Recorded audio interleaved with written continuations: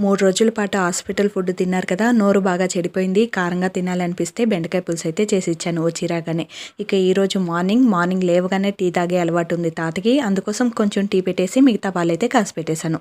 టిఫిన్‌లోకి అయితే సాంబారు, అలాగే దోస పోసుకున్నాము. ఇక ఇది నిన్న వీడియో అనమాట. వైకుంఠ ఏకాదశి రోజు వీడియో అనమాట. వైకుంఠ ఏకాదశి అంటే ఎంత బావుంటుందో కదా! మేము చిన్న పిల్లలుగా ఉన్నప్పుడు 4 గంటకి లేపి ఆటోలో తీసుకొని పోయి కోనేట్లో ముంచేవారు పక్కన ఊర్లో.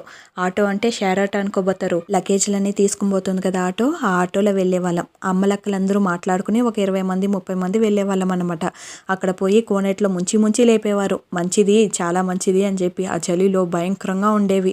ఇవన్నీ ఇప్పుడు తలుచుకుంటే చాలా మిస్ అవుతున్నాం అనిపిస్తుంది. ఆ టైంలో మాత్రం ఏడుపొచ్చేదనమాట పొద్దున్న 4 గంటకి లేపి ఇలా చేస్తే. ఇక పూజ సామాన్లన్నీ ఫ్రైడేనే కడిగి బొట్లు పెట్టేసుకున్నాను. ఈరోజు పూలు పెట్టుకుని దీపాలు పెట్టుకుంటున్నాను. ఇక ఈ ముగ్గు గురించి అయితే మీకు చెప్పాలి. టైం లేదు. నెక్స్ట్ వీడియోలో మీతో షేర్ చేసుకుంటాను. మిస్ చేయకండి.